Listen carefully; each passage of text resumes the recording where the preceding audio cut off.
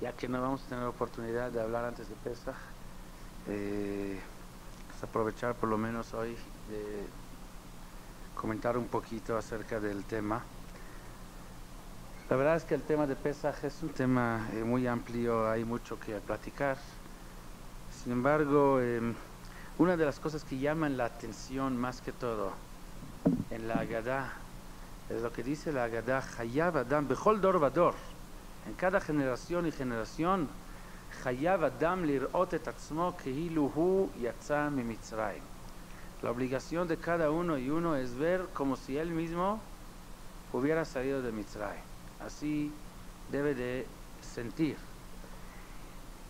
O sea que en cada año, cuando llega la noche de 15 de Nisan, no solamente hacemos un recuerdo de cómo salieron nuestros antepasados de Mitzrayim, sino nos volvemos a salir de Mitzrayim año tras año. Y la pregunta es, ¿cómo podemos cumplir esta obligación?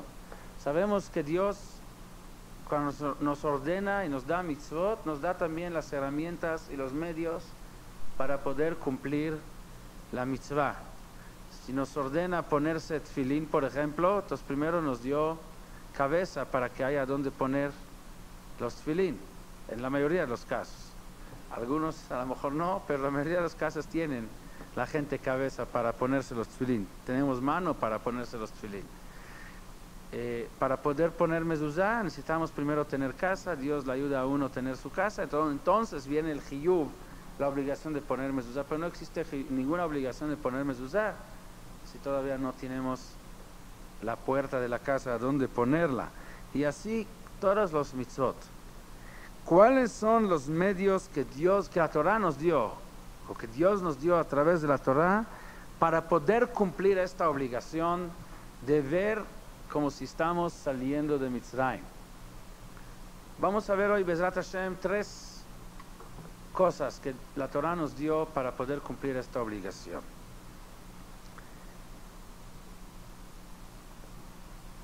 En la Agadá decimos: Avadim ainu le Paró be Mitzrayim. Fuimos esclavos para Paró en Mitzrayim. Vehilu lo hotzianu. Y si Dios no nos hubiera sacado de ahí, Areanu vaneinu vnei vaneinu mishuabadim ainu le Paró. Seguiríamos siendo esclavos hasta la fecha, nosotros, los hijos, los nietos nuestros. O sea, pero ya que Dios nos sacó de Mitzrayim, entonces Baruch Hashem ya no somos esclavos. Pregunta la Gemara: ¿a poco ya salimos a la libertad? ¿Qué clase de libertad adquirimos cuando salimos de Mitzrayim? Si después de Paró vino Amán, después de Amán vino Antíochus, después de Antíochus vino Titus, después de Titus vino ya después ya no teníamos enemigos, después ya no nos oprimieron. Le ven las cruzadas, después las cruzadas vino la Inquisición, después vino Hitler, Saddam Hussein, Arafat, cada generación con el suyo. ¿Qué clase de libertad adquirimos cuando salimos de Mitzrayim? Es una pregunta que hace la Gemara. La Gemara obviamente no menciona a Hitler, pero menciona a Amán, menciona a Hashverosh. Y esos son ejemplos de cada generación, cómo somos perseguidos y no tenemos ninguna libertad. Acabamos de hablar que ya no se puede uno salir ni siquiera a la calle en Israel. Le da miedo. Entonces, ¿qué clase de libertad es si tiene que encerrarse en su cuarto y no puede salir? ¿Dónde está la libertad? Y lo interesante es que precisamente esta mitzvah de Pesaj, esta mitzvah de volver a sentir año tras año la libertad que adquirimos cuando salimos de Mitzrayim, o sea, no nada más recordarlo, sino vivirlo, precisamente esta mitzvah es la que más trabajo le costó a los Yehudim hacerla con libertad. Alrededor de la mitzvah de Pesaj habían persecuciones como que no hay alrededor de ninguna otra mitzvah. La sangre judía se ha derramado más por la mitzvah de sentir la libertad, la liberación de Mitzrayim, que por cualquier otra mitzvah. Entonces todavía se hace la pregunta más difícil: ¿qué clase de libertad adquirimos en Mitzrayim?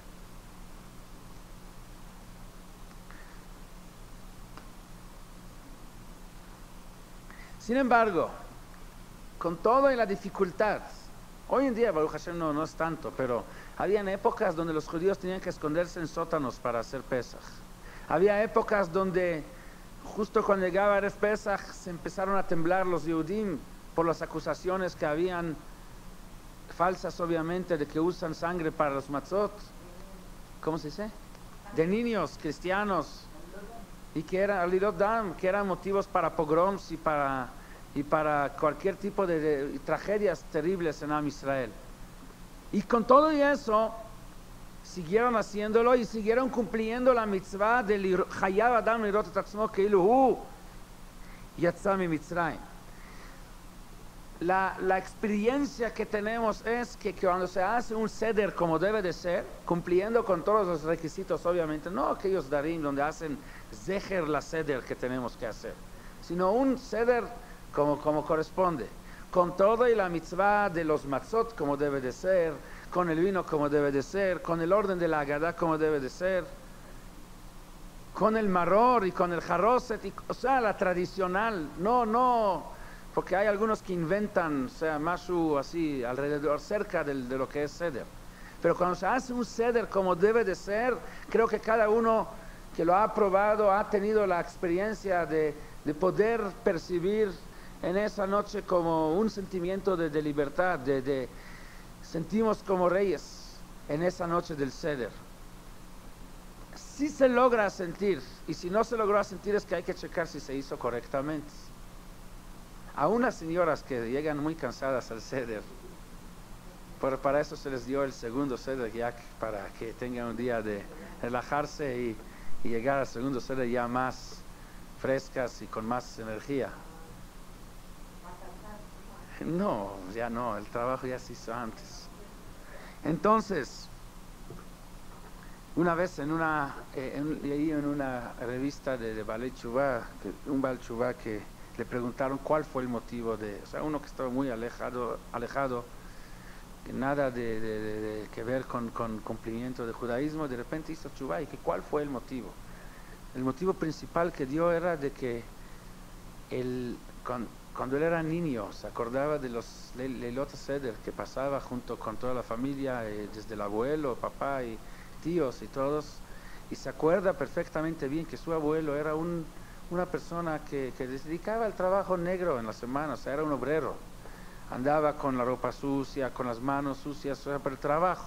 O sea, una persona que dedicado a su trabajo, nada de luz así especial en su vida, pero cada año cuando llegaba a Leila Seder, vistiéndose con los Ashkenazim ponen kittel. ¿Saben lo que es kittel? Es la bata blanca. Kittel. ¿También los Sfaradim ponen? No. Los Ashkenazim en Yom Kippur y en Leila Seder ponemos kittel. Kittel, sí, los hombres.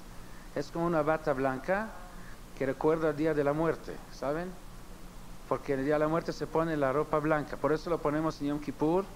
Y por eso en el Seder también. En la boda también. La boda no todos, pero algunos, sí, muchos. Porque un día de boda es como el día de Yom Kippur. No, los casados normalmente. Los casados. Entonces... ¿Ah? No, el novio, pero en la Seder y en Yom Kippur los casados. Sí. Entonces, ¿por qué? Saben que si uno quiere estar en alegría verdadera, tiene que recordar el día de la muerte. Es la única manera de tener una verdadera alegría. Valora la vida. Valora la vida y aprovecha la vida. O sea, valora para poder realmente apreciar y aprovechar el tiempo. Pero si uno se le olvida, cree que va a vivir eternamente, pues el tiempo se le va perdiendo, se va pasando. Y hasta cuando se va a dar cuenta ya va a ser tarde para corregir. Ya no hay manera de corregir. Entonces... la Gemara cuenta, hay una historia en la Gemara que Rav Huna, creo que fue Rav Huna, uno de los grandes amoraítas, llegó a una boda y le pidieron que alegrara a los novios, que les cante algo y que los alegrara. Entonces, así cuenta la Gemara, aceptó, porque es una mitzvah, le samea Hatán Bekalá, se puso a cantar. ¿Y qué cantó? Bailan de mitnan, vamos a morir, vamos a morir. Es lo que les cantó a los novios, una manera muy agradable para alegrar a los novios. Pero bailan de mitnan, así cuenta la Gemara. ¿Cuál fue la idea? La idea es, si se van a estar conscientes de que la vida no es eterna, que la vida es pasajera, hay un límite, o sea que algún día vamos a morir. Entonces ahí existe la posibilidad de que estos novios que se construyen un hogar van a aprovechar cada minuto, van a dedicar a sacar el máximo provecho para realmente llevar algo el día de la muerte, que no se la agarre de sorpresa. Y esto eso es la forma, la única forma para poder realmente tener, utilizar la vida para cosas que realmente valen la pena, y es lo que trae felicidad. Pero utilizar la vida para cosas de vanidad, cosas que no valen la pena, pueden traer placer, pueden traer comodidad, pero no pueden traer felicidad. Porque cuando uno se da cuenta lo que había perdido, entonces va a traer todo lo contrario de la felicidad. Entonces no es alegría. La alegría es el estar consciente de las cosas, enfrentar a las cosas, no escaparse de ellos. Entonces en Leila Seder ponemos el kitl. Entonces al ver a su abuelo, como podía él, aunque sea una sola noche al año, pero para un par de horas convertirse en un rey, lo veía siempre como un rey. En esa noche le dijo, si hay algo que puede agarrar a persona común y corriente, persona que toda la semana tiene la cara negra por el sudor del frente que necesita echar para comer su pan, convertirlo, aunque sea para un tiempo, en un rey, algo hay que estudiarlo, hay que conocerlo, algo hay ahí. Y esto lo motivó para empezar a estudiar, le despertó la curiosidad y de ahí llegó a hacer tshuva. Dos preguntas tenemos que hacer aquí antes de entrar al tema.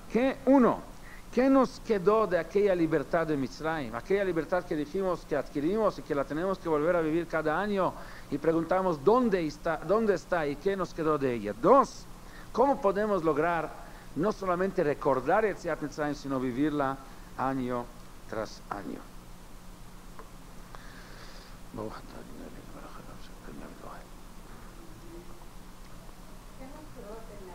De la libertad, de esta libertad que adquirimos. Y dos, ¿cómo podemos realmente lograr vivir año tras año esta liberación?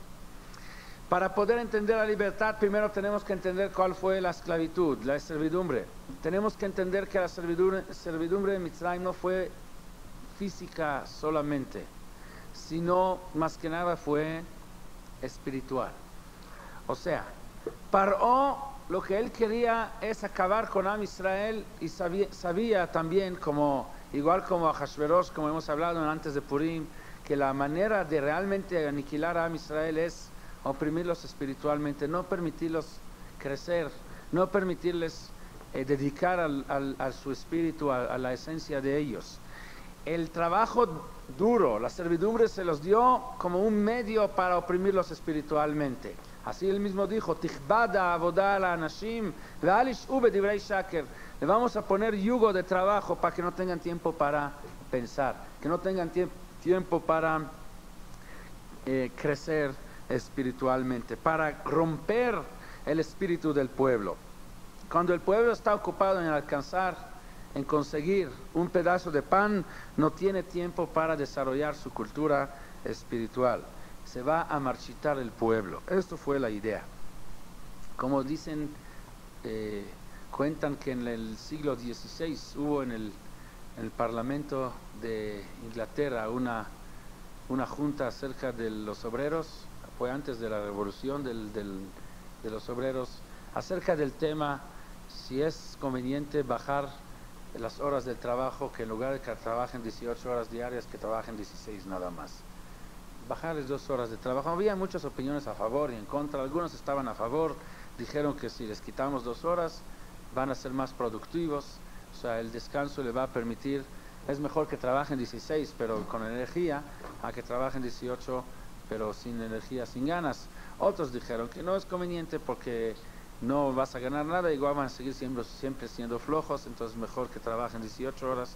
Y en fin, así siguió la discusión hasta que se levantó uno y dijo, yo estoy en contra de quitarles horas de trabajo. ¿Por qué? Porque 2 horas menos de trabajo son 2 horas más de pensar. Y yo necesito a los trabajadores trabajando, no pensando. Si empiezan a pensar, el día de mañana ya se encuentran la manera de hacer una revolución contra los patrones y vamos acabando que seamos nosotros los trabajadores de ellos. O sea, ellos, los esclavos, los trabajadores, los obreros, los necesitamos todo el tiempo trabajando. ¿Para qué? Para que no se les deje ni un momento de descanso para empezar a pensar, porque pensando quién sabe hasta dónde van a llegar. Y si analizamos la historia de los pueblos, vamos a encontrar que las grandes potencias del mundo han logrado desarrollar su cultura, su espíritu, todo su nivel alto, siempre cuando estaba en nivel alto económico, con condiciones físicas, teniendo la libertad de poder desarrollar su cultura. Así, por ejemplo, si analizamos el pueblo griego, que ha aportado para la humanidad cosas impresionantes, o sea, en todas las áreas, en ciencia, en filosofía, en arte, en lo que uno quiere. En la época donde Grecia fue potencia mundial. O sea, casi va uno aquí en Polanco, cada calle encuentra otro científico, filósofo griego, desde Arquímedes y Aristóteles y Sócrates y Sófocles y Platón y así. Y cada uno de estos ha dejado para el mundo gran herencia, mucha enseñanza.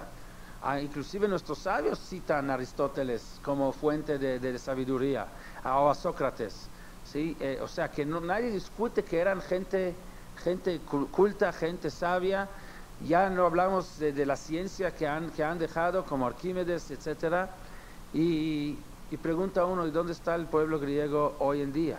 ¿Cuándo la última vez han escuchado de un invento de tecnología o de ciencia o de cultura o de arte, música, algo especial de que viene de Grecia? ¿Escucharon alguna vez? ¿Cuándo escucharon el nombre Grecia en las noticias últimamente? Si hay un terremoto ahí los mencionan, pero fuera de esto nada. O sea, es un pueblo realmente común y corriente, no hay nada especial. Todo lo que tiene es historia. O sea, su cultura se ha desarrollado en una época y ahí ha parado y ya ahí quedó y ya no hay puros museos. Sí hay museos para ver cómo estaban antes, pero hoy en día nada. ¿Por qué? Porque mientras estaban en el poder, eran la potencia mundial. O sea, tenían mucho lujo, mucha comodidad en vida. Entonces tenían la libertad de pensar y podían crecer. Una vez que cayeron físicamente, ya se dejó de oír de ellos. Lo mismo tenemos con las mayas que estaban en esta región del mundo, que en una época estaban desarrollando una cultura impresionante, pero una vez que perdieron su libertad física, perdieron también su libertad espiritual. Y así fue con los romanos y los babilonios y los asirios y los egipcios y cualquiera de estas potencias mundiales. Un solo pueblo ha sido independiente de sus condiciones físicas para poder desarrollar su espíritu, el pueblo judío. Desde que salieron en Mitzrayim todavía estaban dependiendo de su situación física, pero una vez que se liberaron de Mitzrayim, adquirieron una libertad espiritual que les permite crecer y seguir desarrollando su cultura, desarrollando su espíritu, independientemente de su situación física. No importa si están en la época de Shlomo HaMelech, Ishtachat Gefno Betachat Tenato, o sea, bajo su higuera y bajo su viñedo, con tranquilidad, o si están en la época de las cruzadas, como Rashi, por ejemplo, en esta época escribe su obra monumental, o inclusive todo el Talmud, es el Talmud Bavli. ¿Dónde se hace el Talmud? Esta obra enorme, impresionante de sabiduría, precisamente en Babel, en Galut Babel. ¿Dónde se hace? ¿Dónde escribe Don Ishaq Abarbanel su comentario de filosofía sobre la Torah y el Tanaj? Sino teniendo el bastón de ¿cómo se dice? Pero Makela Nedudim, su bastón de los que van de un lado a otro. Nómadas. Sí, siendo expulsado de España, etcétera, etcétera, etcétera. Inclusive hay un libro de Sheilot Utshuvot de Halajá, que se juntó de Sheilot, que se hicieron preguntas de Halajá que se hicieron y han sido contestados dentro de los mismos campos de concentración bajo el dominio de los nazis. Aún ahí no ha dormido nuestro pueblo, no ha dejado de crecer, de seguir desarrollando su espíritu y su cultura. Esa es la verdadera libertad que adquirimos cuando salimos de Mitzrayim.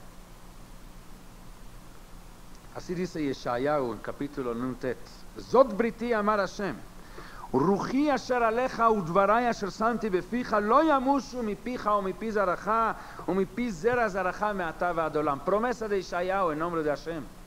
Una vez que salimos de Mitzrayim, adquirimos esta libertad para crecer espiritualmente, nadie nos va a poder quitar. Lo yamushu mi pija, la palabra de la Torah no se va a quitar ni de tu boca, ni de la boca de tu hijo, ni de la boca del hijo de tu hijo, de aquí para siempre. Am Israel tiene esta garantía de poder seguir manteniendo esta libertad espiritual independientemente de su situación física. El Maharal de Prague, por ejemplo, su obra monumental de comentarios sobre la Torah,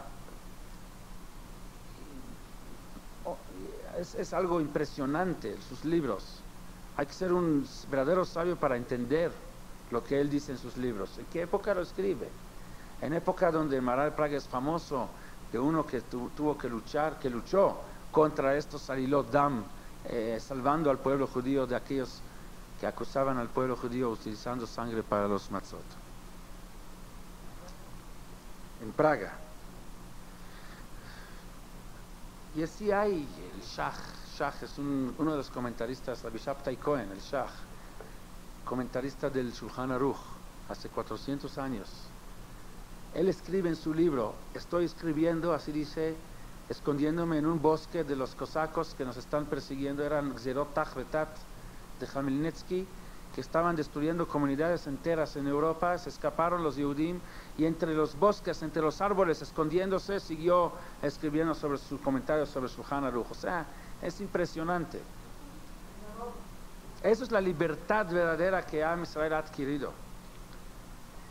Ningún pueblo pudo subyugar o esclavizar espiritualmente a Am Israel desde que salimos de Mitzrayim. Si alguien puede afectarnos espiritualmente, somos nosotros mismos, nada más. O sea, el único que puede afectar y oprimir a Am Israel espiritualmente es el mismo Am Israel, pero ningún otro pueblo nos lo pudo hacer desde que salimos de Mitzrayim. Espiritualmente estoy hablando, no físicamente. Aún en época de alemanes. Mira, los alemanes lo que más querían es de que jamás se volverá a escuchar el nombre de Hashem en las bocas de los Yehudim. Y los Yehudim, aún bajo los alemanes, entrando a cámaras de gas, no dejaron de mencionar Shema Israel, Hashem Elokeinu, Hashem Echad.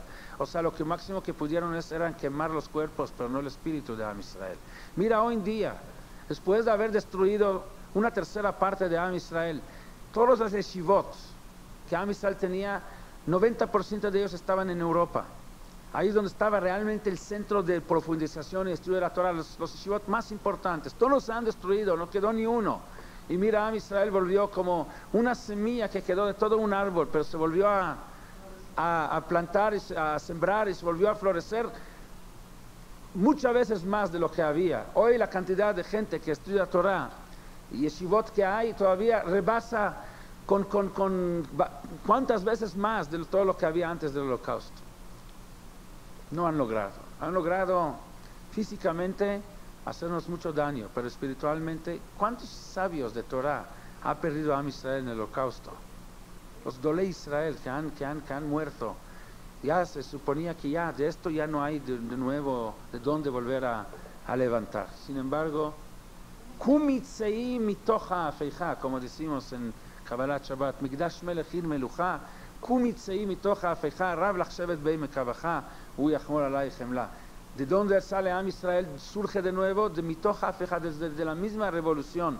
Vuelve a surgir, vuelve a renacer, vuelve a retoñar Am Israel. Esto es la libertad verdadera que adquirió Am Israel para la eternidad cuando salió de Mitzrayim.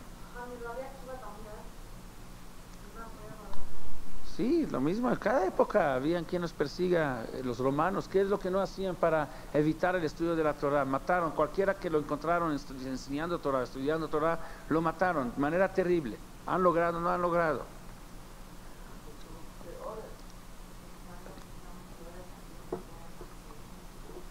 Entonces, la salida a la libertad es eterna y hay motivo para festejar. Y aquí es donde llegamos. O sea, si preguntamos la primera pregunta, ¿qué es lo que nos quedó de la liberación de Mitzrayim? Claro que nos quedó la libertad. Físicamente no, pero físicamente ni siquiera se trata de una liberación física, se trata de una liberación espiritual donde Am Israel recibe esta libertad para poder acercarse a Dios, y en este aspecto Am Israel sigue siendo libre hasta la fecha. Pero ahora viene la segunda pregunta: ¿cómo logramos a vivirlo y sentirlo de nuevo año tras año? Para recordar Yetziat Mitzrayim realmente tenemos mitzvot todo el año, no nada más en Pesach. Casi todos los mitzvot que cumplimos vienen para recordar Yetziat Mitzrayim. En la mañana ponemos Tefilín para recordar Yetziat Mitzrayim. Decimos 3 veces al día Kriyat Shema, donde mencionamos Yetziat Mitzrayim. Tenemos en Shabbat Kiddush, donde decimos Zecher Yetziat Mitzrayim. En cada fiesta, Pesach, Shavuot, Sukkot, Rosh Hashanah, también decimos Kiddush, Zecher Yetziat Mitzrayim. La Torah dice prohibido estafar o lastimar a un converso, porque quiera ita beretz Mitzrayim. Prohibido estafar con las pesas que tiene uno, porque de hecho los sacerdotes de Ibrot empiezan con Anoji Hashem Elokeja asher hotzeticha meretz Mitzrayim. O sea, Yetziat Mitzrayim tenemos todos los días alrededor nuestro, a través de muchos mitzvot que nos vienen a recordar. Pero de recuerdos todavía no se hace un Leil Seder. Leil Seder no viene para recordar Yetziat Mitzrayim, sino para vivirlo. Y la gran pregunta es ¿cómo? El libro Kuzari comienza con una pregunta que le hace rey Kuzar al Rabbi Yehuda Levi, al Javer, preguntándolo por qué cuando Dios se revela ante Am Israel dice Anoji Hashem Elokeja asher hotzeticha meretz Mitzrayim, y no dice algo que es mucho más importante: Anoji Hashem Elokeja asher barati et haolam, yo soy Dios que creó el mundo, que es mucho más importante que Yetziat Mitzrayim, que es un detalle en la creación, pero Dios creó a todo el universo, incluyendo todo. Contesta Rabbi Yehuda Levi con un mashal. Si te van a preguntar sobre el rey de la India, que es muy conocido como un hombre de bondad, como un hombre que ayuda a todo el mundo, así dice todo el mundo, y te preguntan, oiga, ¿qué opinión tienes tú sobre el rey de la India? Que todo el mundo habla de que es un rey muy bondadoso. ¿Cuál va a ser tu respuesta? Todo el mundo dice, pero yo la verdad no puedo atestiguar, yo no lo conozco personalmente. Pero ¿qué pasaría si tú personalmente hubieras recibido un gran apoyo del rey de la India? Algún día necesitabas de él algo y resulta que él te ayudó de la mejor manera, ha actuado con mucha bondad contigo, y después te preguntan la misma pregunta: oiga, ¿qué opinión tienes del rey de la India? Del rey de la India. Ahí sí podrías contestar y decir, obviamente, que es un rey muy bondadoso, porque ahora ya no será de rumores, de chismes, de lo que la gente dice, sino de una experiencia propia que tú mismo has experimentado. Contesta el Rabbi Yehuda Levi que de la misma manera, algo que yo mismo he vivido es mucho más fuerte de algo que yo había escuchado. Sí es cierto, nosotros tenemos tradición que Dios es el creador del mundo, pero sigue siendo tradición que hemos recibido de generación en generación desde Adam Arishon. Pero Yetziat Mitzrayim es algo que el mismo pueblo ha vivido. Es la primera vez donde el pueblo ha vivido con su propia carne, en vivo, la presencia de Dios. Ahí es donde volvieron, como que si se volvió a crear el mundo. Es una creación del mundo de nuevo, dándole la oportunidad al ser humano de nuevo, como a Adam Arishon en su momento, otra vez sentir y vivir y darse cuenta que Dios es el creador, no por cuestiones de fe, sino por algo que vieron y lo vivieron. O sea que la mitzvah de Hayav Adam lirot et atzmo ki'ilu yatzah miMitzrayim es tenemos la obligación de volver a vivir cada año la creación del mundo, que Dios es el creador, como si la vivimos nosotros, como la vivieron nuestros antepasados, y no nada más como recuerdo. ¿Cómo? Cuentan nuestros sabios de que cuando Am Israel salió de Mitzrayim, estaban enfrente del mar, por un lado, por la espalda de atrás estaban los egipcios. Dios les dijo, Daber el Bnei Israel veisau, ya que se meten al mar. Cuenta el Midrash en Avot de Rabbi Natán de que Am Israel no entró tan fácil al mar. Dijeron, primero quisiéramos que el mar se dividiera en 12 hileras para poder cada tribu pasar en su fila. con 12 pistas. Bueno, dijo Moshe Rabbeinu, Am Israel quiere 12 pistas, pide a Hashem, Hashem hace. Hashem la pidió y Hashem lo hace. Bueno, ahora ya pueden pasar. Dice, no, ahorita queremos que se hiciera nekavim, que hayan hoyos en el mar. Hoyos. Pide a Moshe Rabbeinu, Am Israel no quiere entrar al mar hasta que no se haga.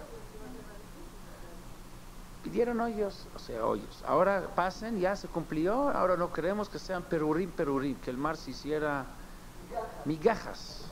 Pues está bien, Dios les hace migajas. Y trae así el Midrash una lista de caprichos y de peticiones del pueblo, uno tras otro. Y uno lee esto y dice, ¿qué pasa aquí? No, ya les hicieron lo que pidieron, pasen. Sí, imagínense, uno llega a la tienda, sí, le trae, a ver, tráeme esto. Le trae esto, entonces deme la cuenta por favor, pero un momento, no, tráeme esto. Bueno, está bien, le traigo esto, dame la cuenta, no, un momento, tráeme esto. O sea, señor, por favor, decida lo que quieres y después vamos a hablar. Primero vaya a la casa, piénselo bien y cuando tenga una decisión, qué es lo que realmente quiere comprar, venga aquí, pero no me molesta aquí. ¿Qué es esto que a Israel molesta otra cosa y otra cosa? Y Dios les cumple. La gran pregunta es, no contra Israel, contra Dios. Si sabemos que Dios no hace milagros innecesarios, a menos de que haya una gran necesidad, ¿cuál es la necesidad aquí de mostrar estos milagros? ¿Cuál es la respuesta? Israel aquí actuó con Mesirut Nefesh, con una entrega absoluta y total para el bien del futuro de nuestro pueblo. Israel sabe, ellos vieron el milagro de cómo se parte el mar. Para ellos no hay ninguna duda de la mano de Dios. Vayar Israel et hayad agdolá. Pero estaban preocupados qué va a pasar mañana, la siguiente generación, la generación que sigue de los nietos o de los bisnietos o los tataranietos. ¿Qué garantía tenemos que ellos también van a saber que Dios es el creador del mundo? Nosotros lo hemos vivido, lo estamos viendo, pero ellos no lo van a ver. Ellos van a tener que basarse únicamente en historias.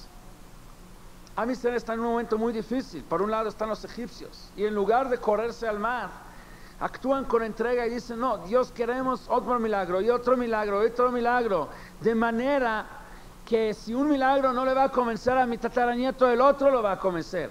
O sea, yo quiero que ahora demuestre todo lo que se puede para que el día de mañana ya no hay ni la más mínima duda del poder divino de que Dios es el creador del mundo y es el dueño de todo. Con Mesirut Nefesh, porque lo más fácil sería aprovechar el primer milagro y echarse al mar y escaparse de los egipcios. No, pero preferimos quedarse un poco más, con todo el peligro, con tal de que hayan tantos milagros, de que no quepa ni siquiera la menor duda sobre el hecho que Dios es el creador. Así es.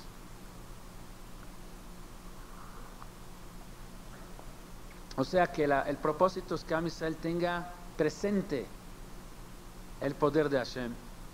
Y otra vez nos regresamos a la pregunta, ¿cómo se hace para cuidar estas vivencias, estas convivencias?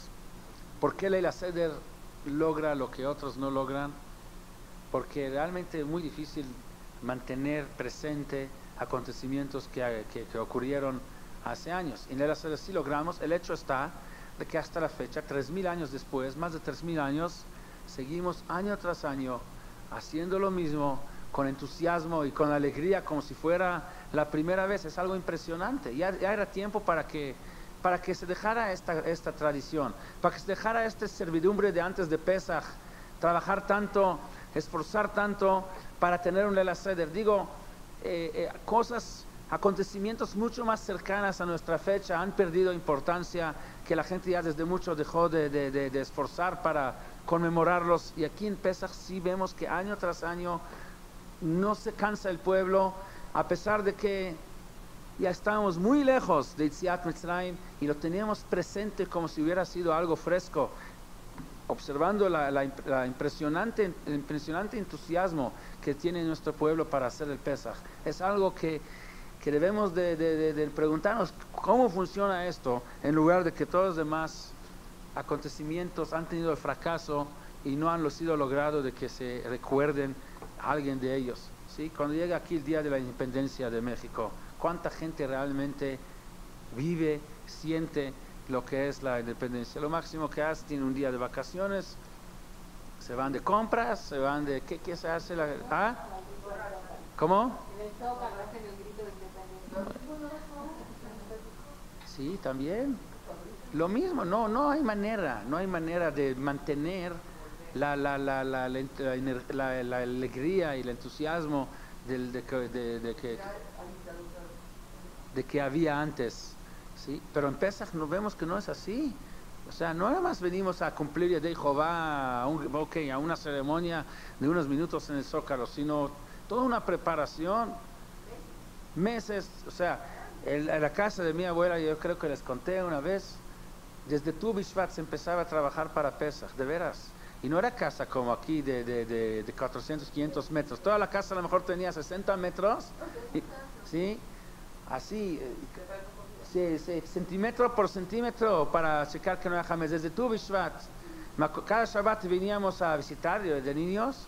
Y ya desde Tu Bishvat empezaron a ver áreas ya, aquí ya no pueden tocar, aquí ya no pueden entrar. Cada vez menos, ya llegaba un momento donde ya no podíamos ir a visitar, porque ya nos podía entrar a la casa. La preocupación de que no quede una migaja de hametz en la casa era tanto, de manera que uno piensa de que parece como si apenas el año pasado salimos de Mitzrayim, está tan fresco que por eso está, pero estamos hablando de algo que ocurrió hace más de 3000 años.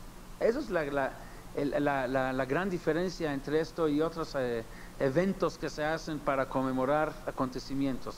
O sea, es algo que Am Israel lo lleva y o sea, yo cuento de mi abuela, pero no era nada más mi abuela, sí eran todos en Jerusalén. Y hasta la fecha, o sea, no, ¿por qué tenemos que ir hace 20 años? Váyanse a visitar Erev Pesach en Jerusalén o en Bnei Brak o en estos lugares, parece como antes de una guerra, o sea, la tensión o sea, eso es una locura, la verdad, la tensión que hay por el trabajo para que llegue Pesach y todo esté perfecto.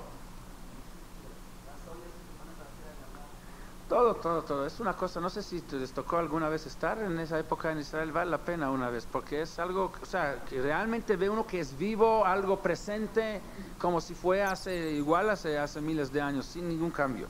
Bueno, hay 3 elementos que nos permiten volver a vivir cada Pesach Yetziat Mitzrayim. 3 elementos básicos, que es el tiempo adecuado, las acciones adecuadas y la manera de la transmisión.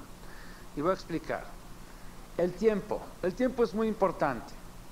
O sea que si hubiéramos querido hacer Pesach en otra época del año, no hubiéramos logrado los mismos resultados de lo que logramos precisamente en esta época. Fíjense que la Torah cuida tanto que Pesach caiga siempre en la misma época, en la misma estación del año. Se llama Chag Aviv, Shamoret Chodesh Aviv, dice la Torah. Tienes que cuidar a que siempre caiga en la primavera. Ahora, ¿qué me importa? Que caiga en la primavera una vez, en el otoño otra vez, y otra vez en el invierno, en el verano. ¿Por qué tiene que caer siempre el Chodesh Aviv? ¿Qué no hacemos para que caiga siempre? Hacemos en el calendario un movimiento de años bisiestos para que caiga. Y somos los únicos, de hecho, en esto, que utilizamos el calendario lunar, pero lo adaptamos al ciclo solar para que caiga siempre en la misma estación, porque los musulmanes, por ejemplo, que usan el ciclo lunar, sus fiestas caen cada año en otra época, diferentes, porque hay diferencia de 11 días entre el ciclo lunar y el ciclo solar. Entonces cada año hay 11 días más temprano les llegue a su festividad. En un par de años es un mes, cada 3 años más o menos es un mes de diferencia. A través de los años se va moviendo, y así pasa un ciclo del año completo. O sea, una vez el Ramadán le puede caer el invierno, luego más cercano al otoño, luego al verano, la primavera, y así va pasando. Nosotros cuidamos a que siempre caiga en Chodesh Aviv. ¿Por qué? Cada 2,5 años, o sea, 2 veces en 5 años. 2 veces en 5 años se agrega un mes para ajustar. Entonces, el Chodesh Aviv, el mes, el tiempo, hay que entender que hay acontecimientos que están arraigados en el tiempo, tienen raíz en el tiempo. Nuestros sabios dicen que los Hagim no es de que el tiempo se mueve, el tiempo es fijo. Nosotros nos movemos en el túnel del tiempo volviendo cada vez al mismo tiempo. O sea que hay un ciclo del tiempo y nosotros nos movemos en Él, y cada vez que nos encontramos en una época del año, que es la época que en su raíz está cierto sentimiento, entonces festejamos la fiesta correspondiente a ese sentimiento. Cuando llegamos en la época de Elul y Tishrei, hay en el tiempo raíz de Teshuvah, y se siente el espíritu de Teshuvah en el aire. Todos se sienten, se conmueven cuando se acerca Rosh Hashanah. ¿Por qué? Porque está eso arraigado en el tiempo. Lo mismo se siente la luz en Hanukkah, y la alegría en Purim, y la tristeza en Tisha B'Av, etc. Porque son parte del tiempo, por eso se llama Hagim, Hag Milashon Ma'agal, o sea, es un círculo del tiempo donde nosotros avanzamos en este círculo y regresamos cada vez a lo mismo. Entonces, en la época de primavera, en el aire, en el tiempo está la libertad. Solamente en esta época se puede volver a sentir. Si lo haríamos en otro tiempo, no lo sentiríamos. A pesar de que puede haber gente que pasan por la primavera y no siente nada de libertad. O sea, se siente, aunque no festejamos Pesaj, igual se siente algo de libertad cuando llega esta época del año. Pero aquellos que no sienten, no es porque esto no existe, es porque no quieren sentir. Si uno cierra los ojos no va a ver, aunque le pongas el paisaje más bonito. Y uno que tapa los oídos no va a escuchar, aunque le toques el mejor concierto. O sea, no es porque cuando no se oye el concierto significa que esto no se toca, sino muchas veces porque nosotros somos sordos, no queremos escuchar, o tapamos la nariz y no olemos. Entonces, la época de Pesaj es la época donde es mesugal para sentir la libertad, con un poco de intento de esfuerzo de kazait matzah, con un poco de maror, con un poco de vino, como la halajá marca, se puede llegar a sentir esto. Pero esto no es suficiente. El segundo elemento son todas las acciones, todos los actos que tenemos que hacer en el Seder, con todo el orden, como dijimos, para volver a vivir estos momentos de libertad que tuvo Am Israel cuando salió de Mitzrayim.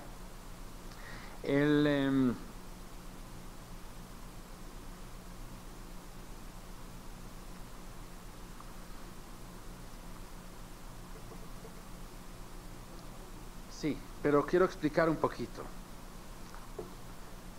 Cuando la Torah nos dice que hay que comer matzah, que hay que tomar 4 copas, que hay que comer reclinado o tomar reclinado, que hay que remojar 2 veces, una vez el carpaz en Mimelach y otra vez el marrón en Jaroset, diría uno esto, bueno, son cosas pero insignificantes. No, pero ahí es donde está la fórmula para sentirlo. Comemos marrón para simbolizar la vida amarga que tuvieron en Mitzrayim. A pesar de que si nos preguntarían a nosotros, hubiéramos dicho que con un pedazo de lechuga no se siente todavía nada amargo. A lo mejor deberíamos provocar un pleito entre esposo y esposa para que se sienta de una amargura verdadera. Eso es una verdadera amargura. Entonces, bueno, si queremos vivir, tendríamos que hacer algo que realmente se amargue uno. O para sentir la libertad, había que hacer a lo mejor un audiovisual, un concierto en Palacio de Bellas Artes o en Auditorio Nacional, yo que sé, una obra de teatro que demuestre, o sea, nada de esto, come reclinado. De hecho, que es una manera más incómoda de comer, reclinado hacia el lado izquierdo. O sea, ¿qué manera? ¿Qué libertad? De hecho, ¿dónde está la libertad en la noche del Seder? Es la noche donde menos libres somos. Cada noche, cada momento en la vida podemos comer la manera como queremos. Podemos comer lo que nos antoja de comer, lo que nos da las ganas. Y aquí viene la noche y dice, no, tú tienes orden. Primero así, después asá, y ahora así, y ahora... O sea, ¿dónde está la libertad? Es precisamente lo contrario de la libertad. Y tienes que comerla 2 kazaitim en 4 minutos, te llenas la boca... ¿Dónde está la libertad? ¿Qué clase de libertad es esta? Entonces, la respuesta es que Akadosh Baruj Hu, que nos creó, nos conoce a nosotros mejor que nosotros mismos. Él conoce perfectamente bien qué es lo que traemos adentro, en nuestra conciencia y en nuestra subconsciencia. A nosotros, a nivel de nuestro entendimiento, para simbolizar libertad, teníamos que hacer un show. Para simbolizar la amargura, tenemos que crear un pleito. Pero Dios es porque nosotros conocemos nuestra conciencia, pero no lo que hay adentro. Igual como en el tiempo, cada tiempo tiene raíz de otro espíritu, y es algo que nosotros no lo podemos ni saber cómo es, pero sí lo podemos volver a sentir, sí existe. De la misma manera dentro de la persona hay raíz que conecta ciertas acciones con ciertos sentimientos. Y Akadosh Baruj Hu, que conoce nuestra subconsciencia, nos dice: comes un poquito de matzah, kazait matzah, de esa manera sí vas a llegar a sentir libertad. Vas a tomar 4 copas de vino, ni más ni menos, las 4 copas, de esa manera, con este orden, vas a sentir libertad. La prueba está que funciona. El hecho es que sí funciona. Hacemos el Seder cada año y se siente muy rico, se siente libre, se siente como un rey en la noche del Seder. ¿Por qué? Porque Dios conoce nuestra subconsciencia. No, siempre no, después de Yetziat Mitzrayim, no antes. Nuestros sabios del Talmud, del Torah Sheba'al Peh, como dice la Agadá, que desde Rabbi Akiva y todos los demás sabios que estaban ahí.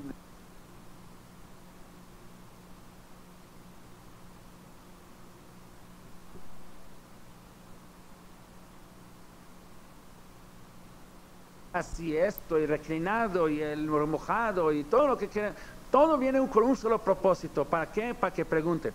A tal grado llega esta obligación que la halajá dice que los niños preguntan, y si no hay niños en la casa, la esposa tiene que preguntar. Y si no hay esposa, se tiene uno que preguntar a sí mismo. Se tiene que, o sea, solamente donde hay pregunta, la respuesta queda. Pero si yo le puedo agarrar a uno y platicarlo así nada más, no ayuda. Es lo que ayuda a mantener, a que quede arraigado, a que quede cimentado dentro de nosotros toda esta vivencia de Yetziat Mitzrayim, como si es algo vivo, como si es algo que lo estábamos viviendo. A través de pregunta y respuesta. Hay una historia en la Gemara, el Midrash, cuenta sobre uno de los grandes sabios de Israel, Yosef ben Yoezer.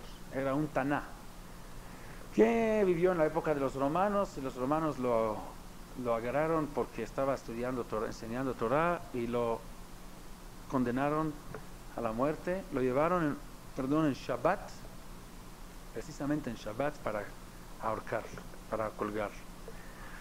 Tenía un sobrino, él, que se llamaba Yakum Ish Tzorot, así cuenta la Gemara. Yakum Ish Tzorot era sobrino de él, y era una persona que había alejado del judaísmo. Se había alejado, ya no cumplía nada, y cuando lo llevaron al tío a la horca, él acompañó al tío, pero montando un caballo. Era Shabbat. Yakum Ish Tzorot. Cuando estaban caminando, Yakum empezó a picar a su tío y le dijo: mira dónde está tu Dios y dónde está mi Dios. Yo que hago lo que quiero, mira de qué manera bonita me tratas. Yo monto caballo, me dan honores, estoy bien. Y tú que fuiste fiel, leal a tu Dios, mira cómo te trata, te manda a matar, a morir. Le dijo Yosef ben Yoezer: Imkach lo seretzono, kal vachomer le machisab. Si así, Imkach le machisab, kal vachomer lo seretzono. Si Dios así trata bien, como te trata a ti, a los que hacen enojar a Él, con mayor razón que va a tratar bien a los que hacen su voluntad. Le dice Yakum: ¿de qué estás hablando? ¿Quién mejor que tú que hace la voluntad de Dios? Mira cómo te trata. Le dice Yosef ben Yoezer: Imkach le seretzono, kal vachomer le machisab. Si tan mal me trata a mí, que yo hago la voluntad de Él, con mayor razón va a tratar mal a los que hacen enojar a Dios. Miyad nichnesu advarim belibo ke'eres shel achnai, dice el Midrash. Le entraron las palabras de Yosef ben Yoezer como si fuera veneno de víbora al corazón de Yakum Ish Tzorot. Hizo tshuvá y hizo sobre sí mismo arba mitot beidin. O sea, se mató a sí mismo, pero en 4 tipos de muertes de beidin: Genek, Ereg, Schilá, Sreifá, todas juntas. O sea, no se puso ahí piedras y se ahorcó y puso fuego y murió en las 4 formas juntas, para que eso sea su expiación. Sin entrar ahorita al tema que si es correcto o no es correcto de matarse, pero de todas maneras el Midrash dice que Yosef ben Yoezer decía que escuchó un bat kol que dijo, Kidmani ze sha'a kala le Gan Eden, que Yakum Ish Tzorot lo adelantó en un instante, una fracción de hora para llegar al Gan Eden. O sea, voy a llegar al Gan Eden, pero él me adelantó. O sea que sí, sí, o sea, porque hizo Tshuvah y murió antes que Yosef ben Yoezer y entró al Gan Eden antes que Yosef ben Yoezer. La gran pregunta es, ¿qué es lo que la Midrash nos quiere enseñar? ¿Cuál es el propósito? ¿Qué nos quieren a quitarnos el sueño en la noche? O sea, ¿cuál es la idea? ¿Cuál es el propósito? El propósito de este Midrash es uno, enseñarnos que cuando se le explica a uno en base de su pregunta, sí le entran las palabras. Yakum Ish Tzorot tuvo muchas pláticas con su tío durante la vida. No es la primera vez que discuten el camino de quién es el camino de la verdad. Y sin embargo nunca ha cambiado. En esta ocasión sí cambió. ¿Por qué? Porque fue la primera vez que él le hizo la pregunta. Él tuvo la iniciativa de la plática. Él preguntó, tuvo la curiosidad. Cuando él preguntó, la respuesta sí le entró. Y ese es el propósito de Leil HaSeder. Ese propósito, V'yigadetal bincha bayom hahu. Sin embargo, no que empieces tú, sino siempre tienes que empezar. ¿Con qué? Con actos raros, despertar su curiosidad, provocar, para que él pregunte. Una vez que él pregunte, ahora sí explícale. Cumpliendo con esos tres requisitos, provocando la curiosidad para que pregunten. ¿Cuándo? En la noche del Seder, en la época esta del año especial, que está arraigado en el tiempo de la libertad. Haciendo los actos que tienen raíz en la subconsciencia de la persona, que despiertan lo más íntimo de la subconsciencia de la persona, sentimientos de libertad. El conjunto de estas tres cosas nos permite año tras año volver a sentir reyes. Y si tenemos algo que nos permite, aunque sea para una noche, sentir reyes, vale la pena. Esta cosa vale la pena conocerla, vale la pena hacerla correctamente, y esto sería una indicación de que todo lo que nos enseña Dios a través de la Torah es algo que realmente vale la pena hacerlo y cumplirlo. Ojalá que tengamos todos Chag Kasher Besameach, que podamos este año no solamente lirot et atzmo keilu yatza miMitzrayim, como si salimos de Mitzrayim, sino de veras salir del Galut a la Geulah Shleima, para que este mismo año podamos hacer Korban Pesach en Jerusalén.